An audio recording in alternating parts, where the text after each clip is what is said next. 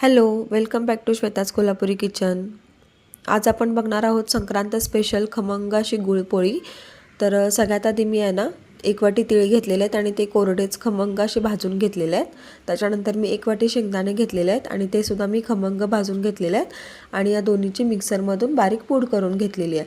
त्यानंतर मी सेम पॅनमध्ये आहे ना 2 चमचे तूप टाकलेले आहेत आणि त्याच्यामध्ये 2 चमचे बेसन टाकून ते सुद्धा तुपावर छान खमंग असं परतून घेतलेलं आहे। या सगळ्या मिश्रणासाठी मी 1 वाटी गूळ घेतलेला आहे आणि 1 चमचा वेलची व जायफळाची पूड आणि हे सगळं मिश्रण एकत्र करून परत आपल्याला मिक्सरमधून बारीक असं वाटून घ्यायचं आहे।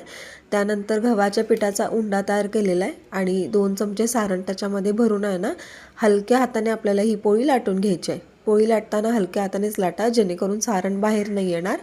पोळी लाटून झाल्यानंतर आहे ना तव्यावर तूप सोडून दोन्ही बाजूनी खरपूस खमंग अशी भाजून घ्यायची आहे।